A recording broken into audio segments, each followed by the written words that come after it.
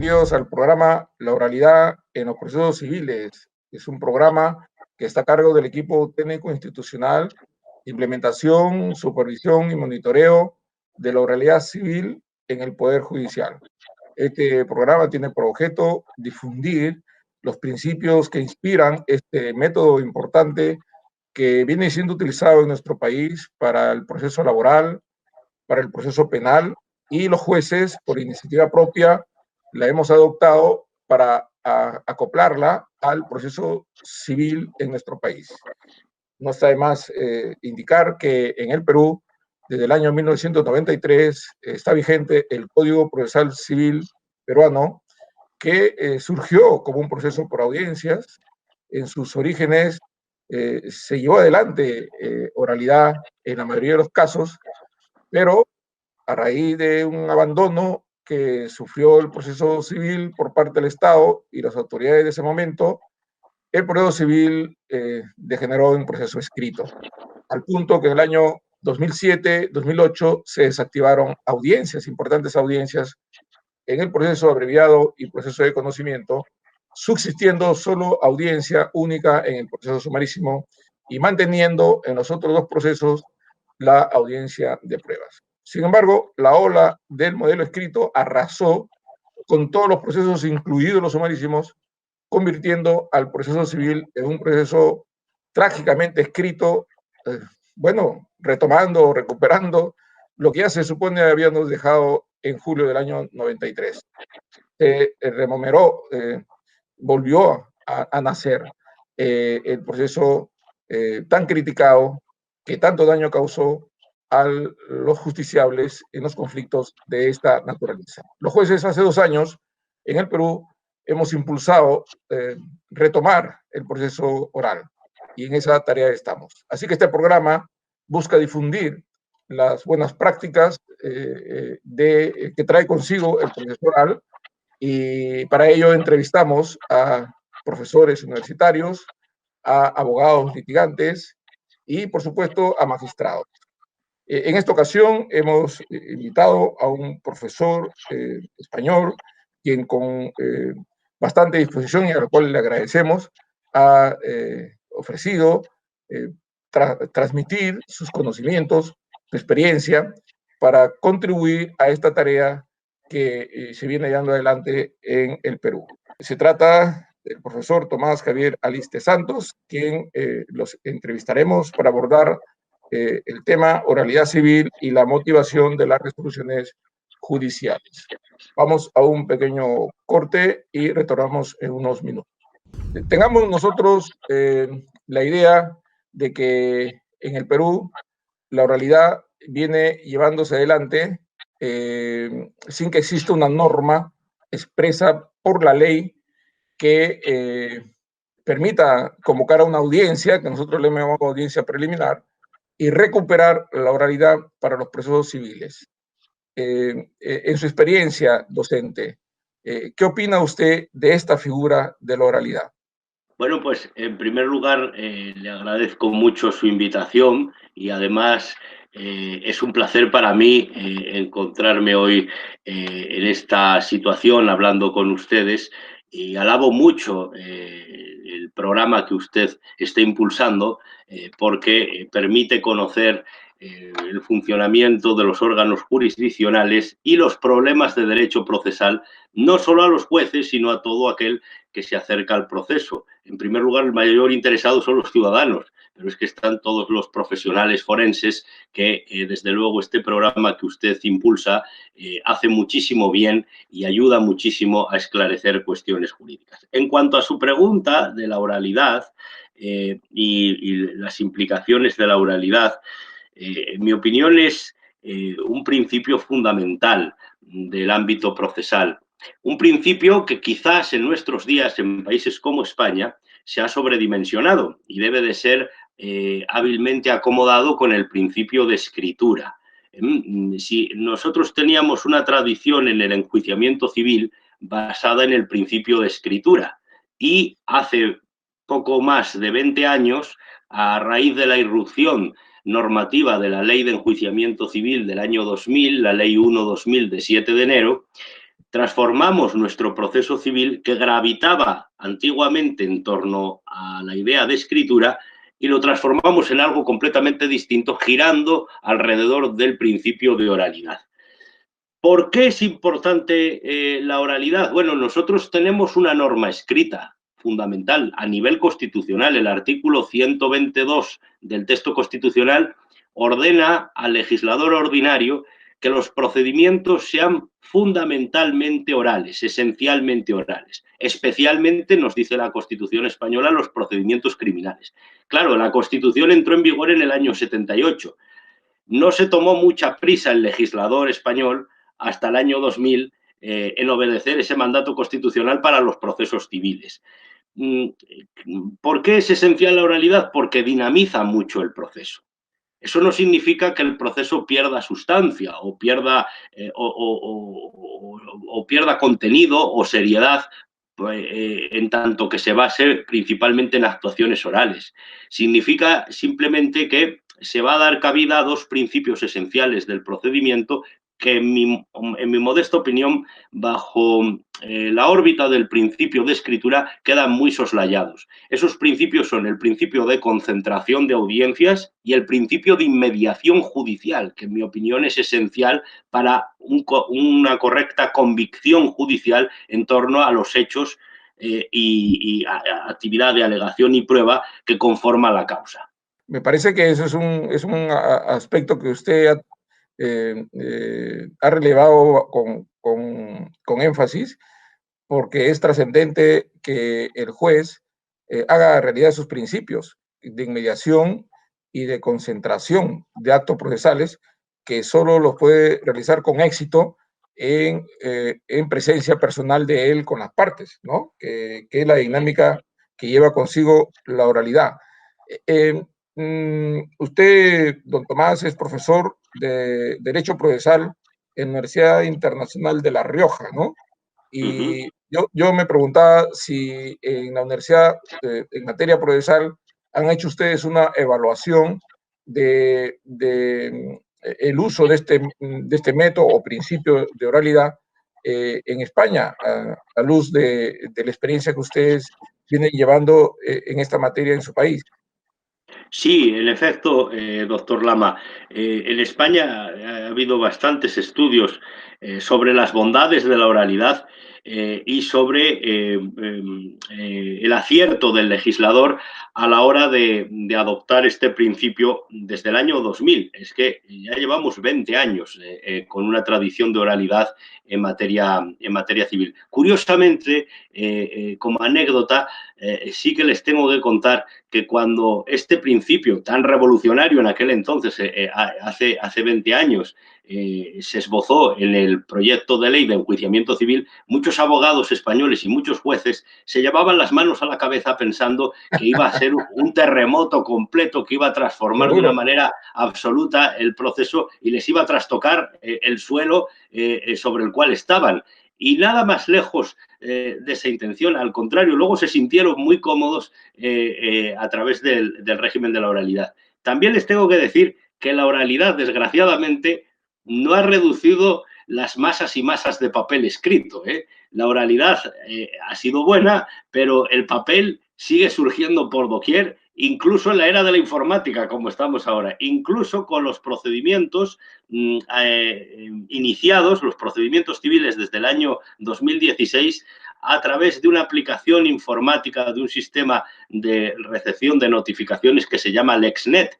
Bueno, pues incluso así sigue abundando el papel porque no hay nada más que acercarse a los juzgados y ver cómo están llenos y llenos los tribunales, hasta los pasillos judiciales, de papel y papel y papel por todas partes. Entonces, bueno, la oralidad ha sido necesaria, pero es una parte más, un engranaje más de el correcto funcionamiento de las actuaciones ante nuestros tribunales civiles, que todavía deben seguir fomentando el camino de una mayor eficiencia procesal.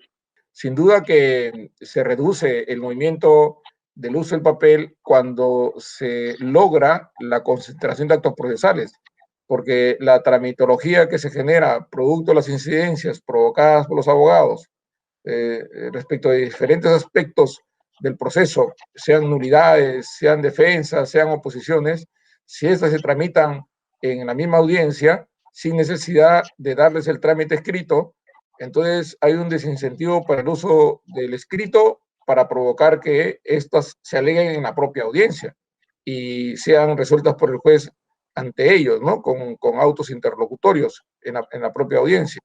Sin embargo, creo que es una cultura del que aún tendremos algunos años por abandonar, ¿no? El proceso escrito ha tenido presencia en nuestros lugares, tanto en América Latina como en España, muchos años, 400 años, 300 años. Así que estamos a escasos 20 años en España y nosotros 26 años en Perú, y creo que tendremos todavía esa cultura para rato. Es la resistencia al cambio, como usted señalaba hace un momento. Pero sin embargo, pese a ello, el proceso, por más que sea oral, bien ha dicho usted, y creo que eso es lo que quería resaltar ahora con otra pregunta, va a estar presente la escritura. No es solamente oralidad, no es oralidad al 100%. Es parte del proceso, tiene que ser escrito, porque tienen que dejarse perennizados en el escrito, no digo papel, en el escrito que puede ser virtual también. Las ideas elaboradas con reflexión, con serenidad y con un poco de tiempo para que las ideas se ordenen y queden así puestas en el expediente. ¿Hasta qué punto la combinación de escrito presentado por las partes y intervenciones orales en audiencias, cuál es el equilibrio que debe mantenerse? En mi opinión, nosotros, a partir de esta norma de la Ley de Enjuiciamiento del año 2000, en el ámbito de los procesos civiles sí que tenemos muy ajustado ese equilibrio. Por ejemplo, la oralidad nosotros la tenemos en los artículos 299.1 de la Ley Orgánica del Poder Judicial y 210 de la Ley de Enjuiciamiento Civil. Y esa oralidad sigue yendo de la mano de la escritura. Así, por ejemplo, las actuaciones orales comienzan en el proceso civil, y estoy pensando en el proceso civil ordinario, en el proceso declarativo por excelencia, que es el ordinario, comienzan nada más contestada a la demanda. Los actos iniciales, demanda y contestación a la demanda, son evidentemente escritos, y una vez contestada la demanda, tenemos algo similar a lo que ustedes tienen como la audiencia preliminar, si no me equivoco. Nosotros tenemos la audiencia previa al juicio ordinario en el artículo 414 de la Ley de Enjuiciamiento Civil Española, y en esa audiencia previa toda la actuación, toda la actividad de las partes dirigida al juez es predominantemente oral. Sirve para fijar tanto las dudas que hay en torno a presupuestos procesales, tanto del órgano jurisdiccional como de las partes, jurisdicción, competencia, capacidad para ser parte, postulación, etcétera, etcétera, como para fijar las cuestiones propias de... Sí, exacto, exacto. Pero es que además de la audiencia previa, la práctica de las pruebas se funda en el gran principio clásico contradictorio procesal, que es un principio muy enlazado con el tema de la oralidad. El contradictorio es eminentemente oral, es el gran principio dialéctico del proceso, el gran principio que permite dar cabida a la argumentación procesal. Y ese contradictorio, por ejemplo, en el juicio verbal también se ve en la vista a través de las alegaciones del demandante y del demandado, que son orales, y en la propuesta y práctica de pruebas, tanto en el juicio ordinario como en el juicio verbal, que son los dos grandes procesos declarativos españoles, pues son la propuesta y la práctica de la prueba es fundamentalmente oral por las partes, igual que las conclusiones en torno a la valoración de las pruebas que hacen las partes para ilustrar al juez. Son fundamentalmente orales, como dice el artículo 433.2 de la Ley de Enjuiciamiento Civil. Incluso la oralidad llega a tal importancia que hasta en sede de recursos, en el ámbito de la apelación, que evidentemente la apelación es predominantemente escrita, salvo que se practique prueba nueva en segunda instancia. Y si se practica prueba nueva en segunda instancia, de nuevo volvemos a abrir las puertas a la oralidad. Entonces, y todo ello presidido bajo un instrumento que también se presta a la oralidad, y es que todas las sesiones de la primera instancia se prestan a registro en soportes de grabación de toda la vista, para que luego queden en poder de las partes. Es decir, todo lo que se actúa en la sala jurisdiccional, según el 147 de la Ley de Enjuiciamiento Civil, puede ser visualizado por las partes porque está correctamente filmado desde el principio. Otro tema es que los medios de grabación, pues efectivamente no son lo suficientemente ricos para dar la imagen concreta de las caras, sino que se ve el entorno de la sala de vista. Pero queda constancia oral y grabada de todo lo que se hace en el proceso, y eso me parece un verdadero acierto. Significa que no debería existir abundancia de uso de papel en los despachos civiles si es que el uso del papel o de la parte escrita termina en la etapa previa al inicio de las audiencias, me refiero a la etapa de los actos postulatorios. ¿Por qué razón entonces el uso del papel luego de esa etapa? ¿Es la costumbre o el propio proceso provoca la presencia de estos escritos? Porque se supone que todo ello debería de terminar en la audiencia. Mejor dicho, si alguna parte presenta un escrito, esa parte tendrá la respuesta en la audiencia. No se tendría que hacer el trámite que se hace en el proceso escrito de traslado del pedido para la otra parte por 3 días, este contesta y a su vez el otro le replica y se empieza una mensajería entre ellos que puede tardar algunos meses, mientras que se notifica, etcétera. Mientras que todo eso se concentra en la audiencia, ya esa mensajería termina, ¿no? Sí, en cuanto a la mensajería, es verdad que se ha avanzado mucho. Si analizamos cómo eran las actuaciones en los procesos civiles en primera instancia, de acuerdo al texto de la antigua Ley de Enjuiciamiento Civil Española de 1881 y cómo son ahora, pues hemos avanzado muchísimo, porque todas esas notificaciones y todo ese proceso de actos de notificación entre las partes ha desaparecido y ha mermado mucho el papel. El gran problema del papel, en mi opinión, es que hay pruebas que por su naturaleza se prestan fundamentalmente a la escritura. Estoy pensando en la documental y estoy pensando también en la prueba pericial, los informes periciales. A pesar de que el perito puede llegar a ser interrogado en España, y de hecho lo es para defender la postura que ha tomado en el informe, puede ser interrogado por los propios abogados. Pero el peso del informe, imagínese usted, si es un informe de 40, 100 o 200 páginas, bueno, sí, que se une al procedimiento, y luego tenemos de documentales no sé yo cuántos contratos o cuántos otros testimonios, pues al final los procedimientos son una novela gigantesca que termina en manos de los pobres jueces.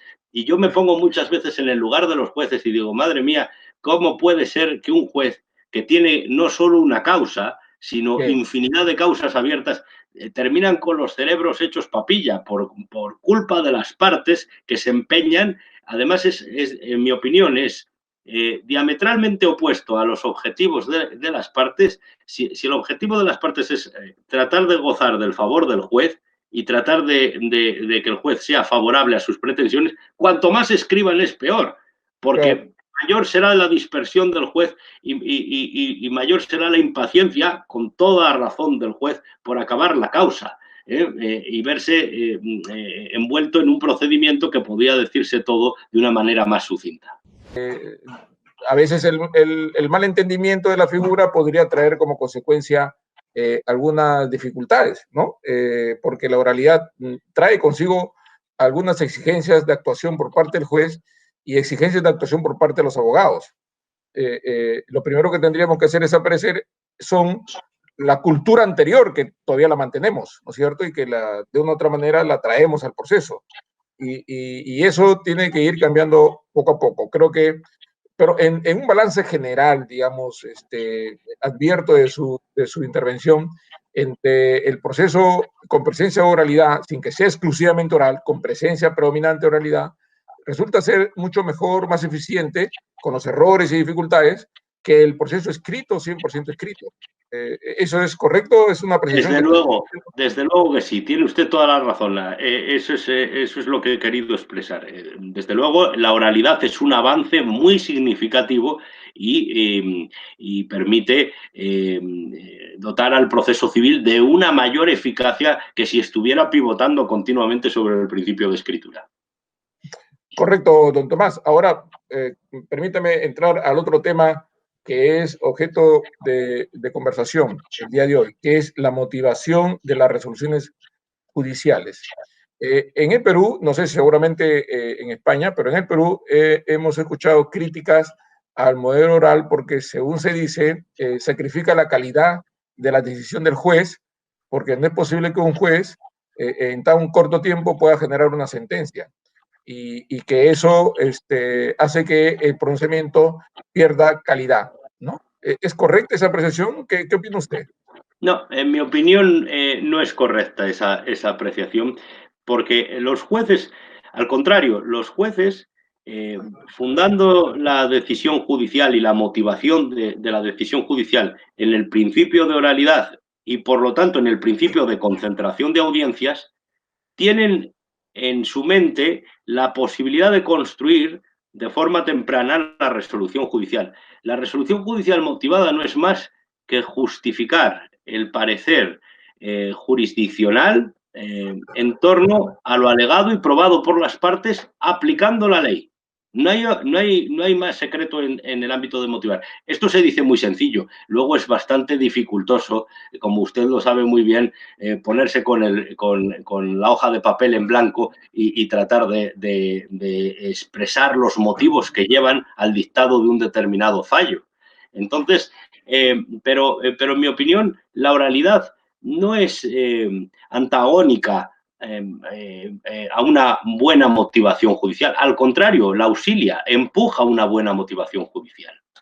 Claro, además que se supone que para un procedimiento de fondo, en una sentencia dictada en audiencia, se entiende que recoge, digamos, los hechos acreditados, el derecho aplicable y, por supuesto, los razonamientos que le corresponden hacer al juez para engarzar estos dos elementos y declarar el derecho a quien corresponda.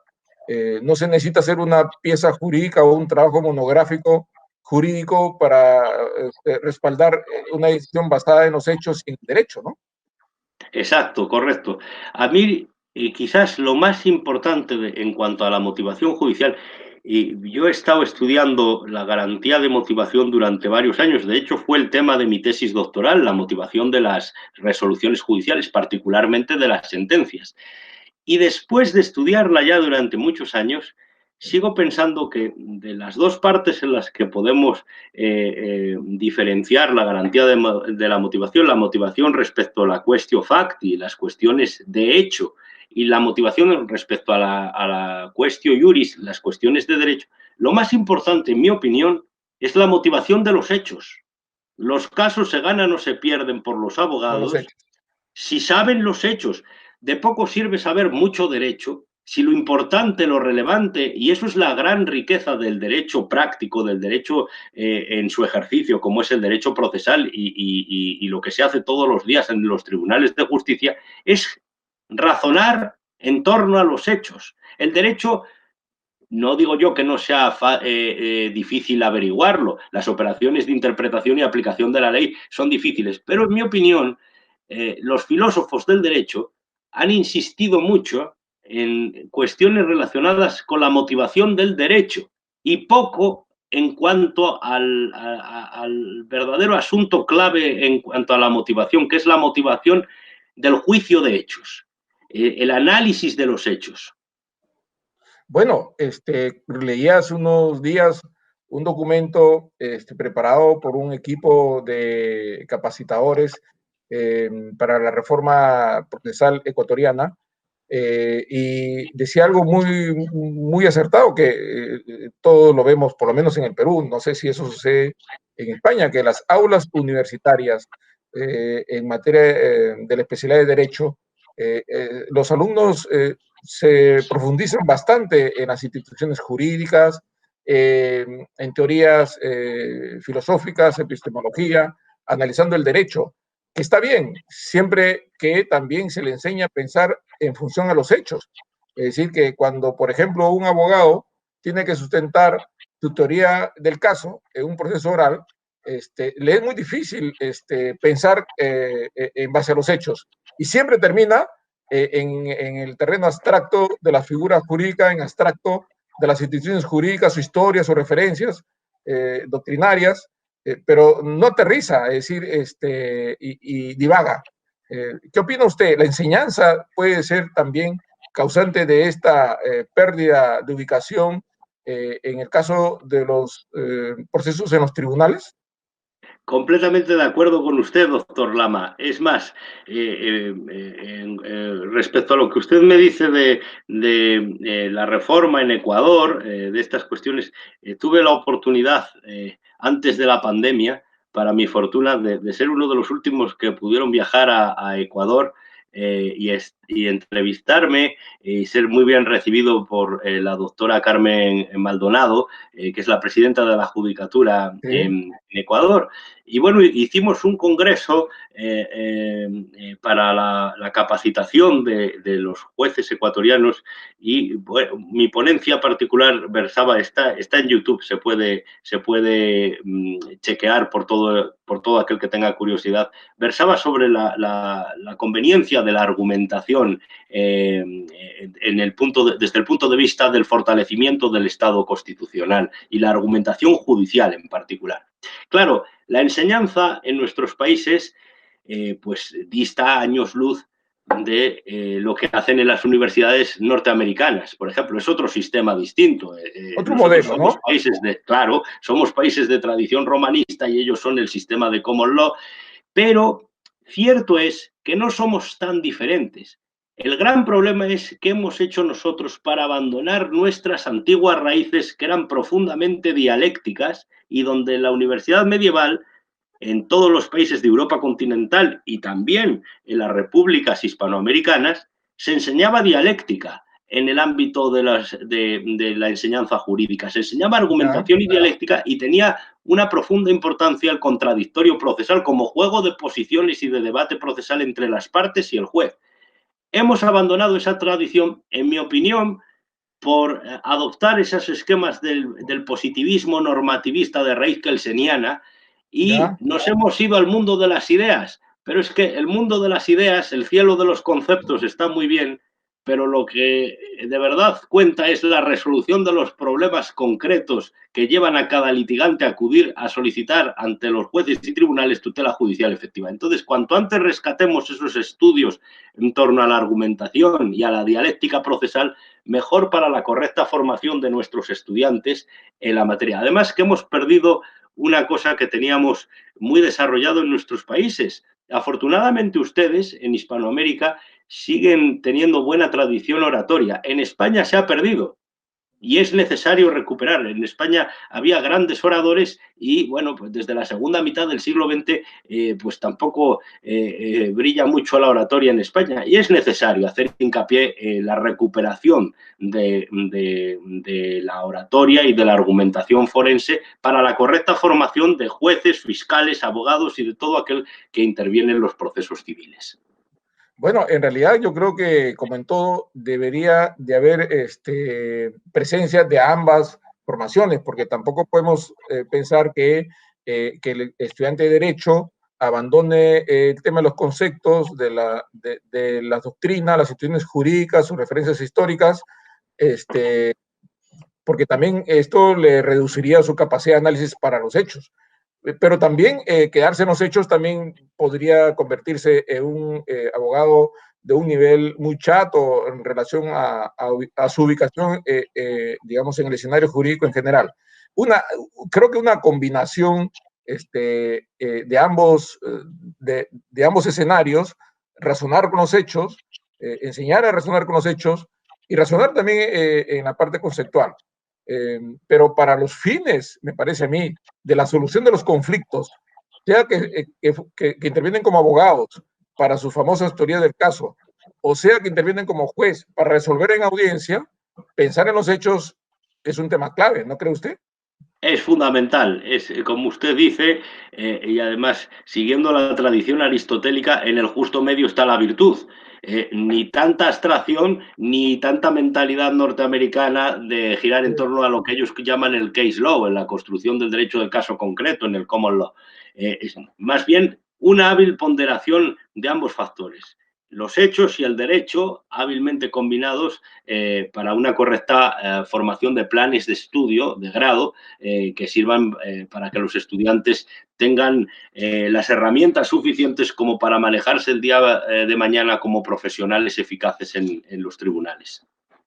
Finalmente, pareciera que el derecho que forma, digamos, la doctrina nacida del derecho, que es un elemento de formación de los estudiantes, y cualquier finalmente actividad que pudiera hacer el abogado, sea como profesor, investigador, sea como asesor, consultor, abogado, litigante o juez, en cualquier escenario, siempre en la figura del abogado está cómo el derecho sirve a la vida de las personas, es decir, cómo le hace mejor la vida a las personas. Y tiene que aterrizar en la vida de las personas que se reflejan en casi en un 90% cuando se generan conflictos, porque en los conflictos es donde salta sobre la mesa el derecho, salta el juez, salta los abogados y se prueba la fuerza de eficacia de las normas positivas.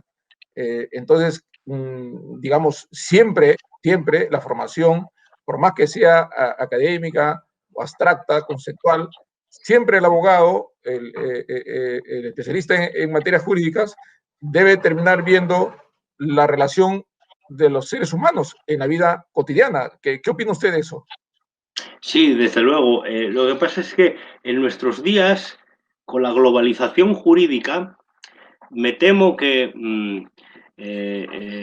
los tribunales, que son órganos que pertenecen al Estado y al poder público, me temo que hay una huida de la jurisdicción y una huida del derecho en general, entregándonos a la fuerza de la voluntad, y que el centro del derecho, y es la desgracia de nuestro tiempo, parece que está dejando de ser la persona y pasando a ser otra clase de intereses Bueno, muy difíciles de entender, pero que gravitan en el mundo contemporáneo de una manera inquietante. Bueno, es la realidad del mundo nuevo que nos está tocando vivir, y frente a esa realidad, pues hay que recordar esa célebre frase de Ulpiano, que se encuentra contenida en el digesto del emperador Justiniano, y que deja claramente que el centro del derecho es la persona, y cuando la persona deja de ser el centro del derecho, mal vamos, porque el derecho se convierte en otra cosa, en algo distinto.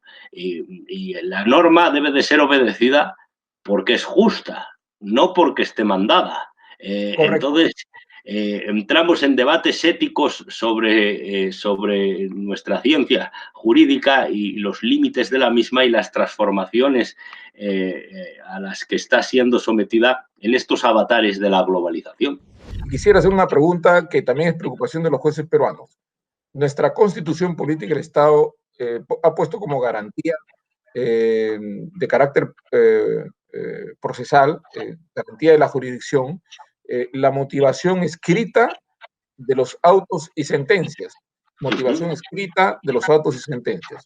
Entonces, muchos jueces se preguntan, en la oralidad se dictan autos, en plena dinámica de la audiencia preliminar, incluso algunas incidencias que se generan en la audiencia de pruebas, se emiten autos, pero se resuelven oralmente. Bueno, sí estamos aquí en Perú, aun cuando se dicte el fallo en audiencia en cuanto a la sentencia, termina siendo notificada por escrito. O sea, los fundamentos puestos por escrito y se notifican, que puede ser por escrito en papel o por escrito en notificación electrónica, pero se redacta. Digamos, hay alguna contradicción que la dinámica de la oralidad, que trae consigo decisiones interlocutorias, autos, dictadas en audiencia de manera verbal, hay, digamos, una afectación al derecho de motivación escrita, como literalmente dice la Constitución. ¿Qué opina usted? Bueno, pues efectivamente puede haber una contradicción, en el sentido que el juez ejerce un poder de naturaleza decisoria que afecta a derechos fundamentales. Y los afecta tanto cuando motiva por escrito, cuando motiva de forma oral. El gran problema es una resolución oral desprovista de motivos y que tiene plena fuerza jurídica. Entonces, eso es muy difícil luego de controlar en sede de recurso, qué es lo que ha hecho el juez y si se ha sujetado o no a la legalidad a la hora de expresar su decisión judicial. Donde ustedes hablan de autos, en España hablamos de providencias judiciales que pueden, según el legislador procesal, pueden ser o no motivadas, dependiendo de la discrecionalidad del juez. Dentro de los 3 tipos de resoluciones que pueden dictar los jueces en España, sentencias, autos y providencias, las providencias se dejan al libre arbitrio de los jueces en cuanto a su motivación. Bueno, yo sí que veo inquietante que toda la actividad jurisdiccional, sea la actividad de naturaleza decisoria, sea oral o sea escrita, carezca de motivos. Debe de hacer un esfuerzo intelectual, aunque sea de una manera muy sucinta, por tratar de motivar de forma verbal las decisiones cuando no tienen la exigencia de motivación escrita, porque de alguna manera la motivación se dirige a esa función de expresar el conocimiento de los motivos que llevan al juez a la hora de dictar su decisión para las partes en el litigio y para dar seguridad a las mismas. Si cuanto mejor conozcan las partes las decisiones del juez, más seguridad jurídica va a haber y más tutela judicial efectiva se va a ofrecer a los litigantes. No veo ningún inconveniente en tratar de hacer ese esfuerzo intelectual. Claro que es un esfuerzo intelectual y que cuesta, pero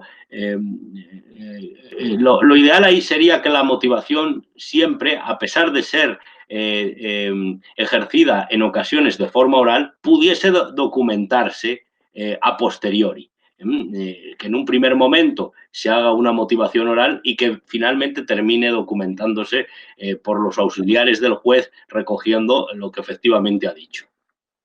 Bueno, eso es lo que se hace en Perú respecto a las sentencias. Es decir, el juez dicta algunos fundamentos en la audiencia y luego se redacta y se notifica. Todas las sentencias se notifican por escrito, es decir, sea que se notifican por cédula, es decir, físicamente, o se notifican electrónicamente, pero redactadas por escrito. Y me parece que eso está bien, es sano. Pero hay decisiones que no son simples providencias, como acá nosotros le llamamos decretos, ¿no? Que no se exige que se exponga algún motivo, sino autos que sí requieren que expresen motivos. Pero el juez, cuando dicta un auto interlocutorio en una audiencia, por ejemplo, declara fundado o infundado una excepción procesal, la dice oralmente, pero expone los motivos, da las razones, tanto fácticas como jurídicas, fundamenta la decisión interlocutoria, pero la hace por escrito y consta en el registro de audio y video. Y si no hubiera registro de video, consta en un acta, que es el acta de la audiencia. Entonces, parecería que entre que sea escrito y que sea motivado, es mejor que sea motivado, aun cuando podría decirse que no está escrito, ¿no?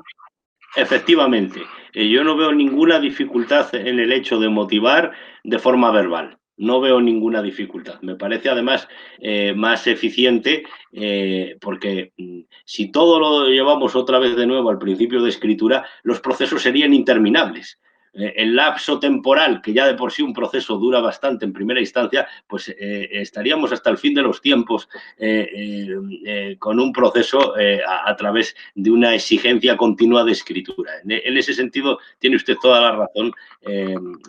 Es sano que el juez exteriorice su parecer de forma verbal y quede motivado y quede constancia documental, bien en el acta o bien en grabación, de ese parecer motivado de forma verbal. Me parece, digamos, una reflexión importante, que es la que similarmente tenemos acá en Perú, y no ha habido hasta ahora, en lo que va de los últimos 2 años que venimos impulsando este proyecto en Perú, ninguna objeción al tema, ¿no?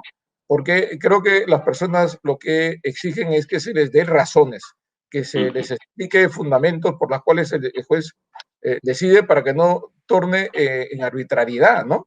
En un capricho del juez, sino que se fundamente en lo que está viendo en el proceso. Don Tomás, una última pregunta para no quitarle más tiempo.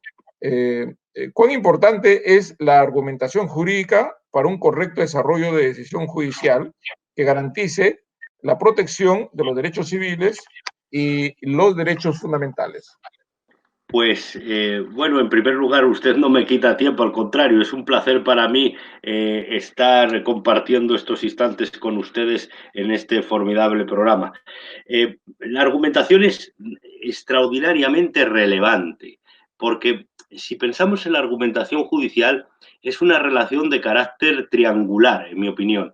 Es como si habláramos en matemáticas de un triángulo equilátero. En el vértice superior estarían ustedes, estarían los jueces, y en los vértices inferiores las partes. Pero al ser una relación dialéctica, las partes no solo utilizan el principio contradictorio procesal para confrontar entre ellas sus posiciones jurídicas, sus demandas y sus resistencias, sino también ejercen esa dialéctica procesal mirando hacia el juez, y el juez tiene oportunidad de ejercer también dialéctica procesal con las partes a través de una sana y, en mi opinión, justa intervención ex officio iudicis, es decir, capacidad de iniciativa en el ámbito de prueba, siquiera sea no para perder su imparcialidad judicial, sino para solicitar aclaración o corrección de posturas, no como nos ven los anglosajones, que dicen que cada vez que hablamos nosotros de los poderes de iniciativa probatoria del juez, nos miran como diciendo que estamos anclados al principio inquisitivo, y nada que ver con el principio inquisitivo. Nosotros tenemos un juez que, siendo neutral, enriquece el debate procesal porque busca la verdad. Trata de hallar la verdad y arrojar luz hacia aquello que le están exponiendo las partes a través de su actividad de alegación y prueba. Pero en esa relación triangular es donde se vertebra todo el cuerpo de la argumentación jurídica que exponen las partes hacia el juez, y que el juez tiene capacidad de enriquecer. Entonces, me parece fundamental para la correcta formación de la decisión judicial no solo lo que hace el juez una vez que acaba la actividad probatoria de las partes, sino en el ámbito mismo de la fase de alegación y de la fase probatoria, la posibilidad que tiene de confluir con las partes en la formación de la decisión judicial. Esto los filósofos es aquello que distinguen entre contexto de descubrimiento y contexto de justificación. Bueno, pues Correcto. en mi opinión, ya que parece que en principio tengo mis sospechas hacia la actividad de los filósofos, creo, por romper una lanza a su favor, creo que los filósofos hacen una actividad muy meritoria, porque nos dan las Sin duda. bases de conocimiento para que luego, con esas bases, nosotros podamos seguir construyendo el derecho en acción, el derecho práctico. Y para eso se necesita un aparato teórico formidable que lo entregan los filósofos del derecho. Pero en ese contexto de descubrimiento y en ese contexto de justificación, desde luego, el desarrollo de una adecuada argumentación tanto de las partes como del juez es algo completamente esencial para ofrecer una tutela judicial efectiva en el siglo XXI. Correcto. Efectivamente, nadie puede restar importancia a la labor que llevan adelante los filósofos del derecho. Es más, en corrientes contemporáneas europeas, entre las que se ubica González Ayer, Manuel Atienza, el propio Tarufo, son filósofos del derecho que aterrizan las ideas filosóficas en el proceso judicial, especialmente en el proceso civil, ¿no? Cómo se conoce el mundo objetivo, las dificultades que tiene el proceso para conocer el mundo que nos rodea, las dificultades que tiene el ser humano que a veces los sentidos le dan un mal dato, y cómo es que nosotros tenemos que procesar la información en base a nuestra propia experiencia, vivencias, defectos personales o riquezas personales, filtra e interpreta los hechos que le llegan por los sentidos. Es decir, la epistemología es un instrumento muy importante, pero al final eso hay que aterrizarlo, ¿no? Si es que el proceso sirve para crear la verdad de los hechos. Escuché en una película, en un proceso judicial de la audiencia, donde el abogado le decía a su cliente que la verdad no existe, la verdad es la que se va a generar en el proceso. Bueno, es una forma de ver el proceso judicial. Otro podría decir que la verdad preexiste y hay que descubrirla en el proceso, a través de la actuación que las partes llevan adelante. Creo que es un tema conectado. La motivación tiene conexión, y usted ha dicho una gran verdad en el sentido del rol que tienen los abogados o juristas que se dedican a esta disciplina de la filosofía del derecho. Tiene, por supuesto, conexión. La motivación, el descubrimiento de la verdad o el descubrimiento de lo que las partes dicen en el proceso. Estas escuelas, estas diferentes formas de abordar el proceso, también tienen, por supuesto, influencias en la creación de los códigos y en la formación del proceso, ¿no? ¿Qué opina usted? Sí, desde luego. Y además, la tradición, estas teorías de la argumentación jurídica en el ámbito de la filosofía del derecho, que ya tienen largo recorrido moderno, porque hablamos de las teorías de Toulmin, de las teorías de Perelman, de Aulis-Sarnio, el gran Robert Alexi, que bueno, se cita Claro. por muchos Robert Alexi. Bueno, pues tienen ya mucho recorrido, tienen más de 50 años ya todas estas teorías de la argumentación, que hablan o se empeñan en hablar de un hecho fundamental, que el formalismo jurídico y las célebres teorías que giraban en torno al silogismo judicial pues no tenían suficientemente contemplado, que era el hecho de entender el proceso como racionalidad discursiva procedimental y poner de relieve el gran momento procesal. Es curioso porque a veces parece que si repasamos historia del derecho, parece que volvemos a la Edad Media en algunas cuestiones, pero el contradictorio era un punto importantísimo en el proceso medieval. Y de nuevo, parece que en nuestros días se vuelve a dar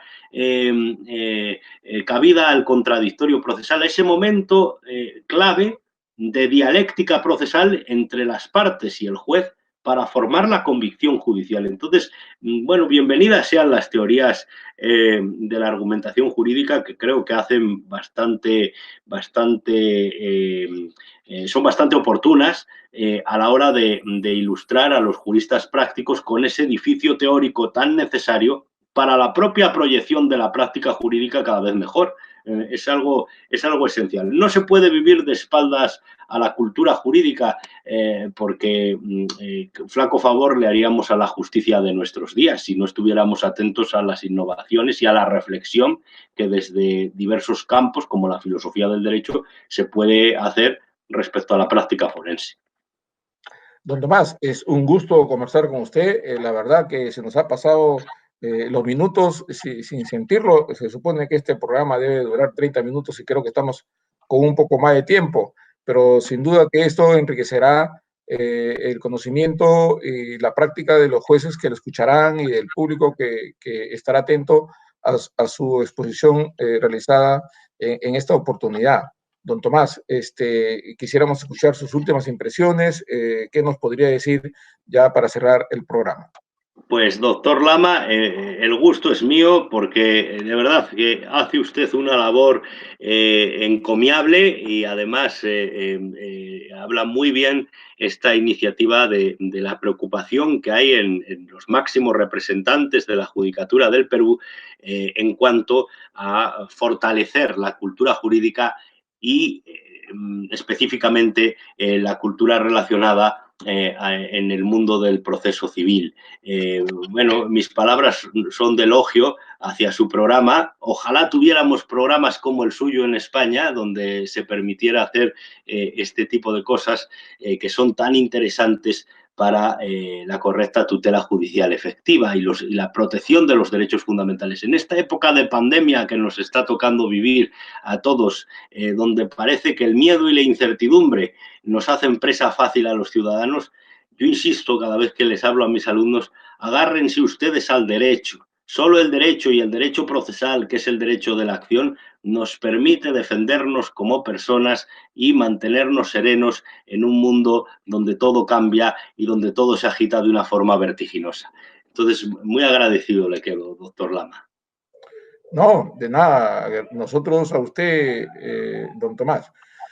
Estimados amigos, eso es todo por hoy día. Hemos tenido el gusto y el placer de intercambiar algunas experiencias que nos ha traído, por supuesto, él más que nosotros a él, desde su experiencia docente y práctica en el país hermano de España. Ha sido don Tomás Javier Aliste, a quien le reiteramos nuestro agradecimiento. Amigos, nos estamos viendo en los siguientes programas, tendremos nuevas entrevistas, esperamos igual de didácticas y enriquecedoras como la del día de hoy. Los días martes a las 8:30 de la noche y los días domingos a las 8:30 de la mañana pueden ustedes ver directamente estos programas, estas entrevistas por el canal del Poder Judicial, Justicia TV, el canal de los jueces. Muchas gracias.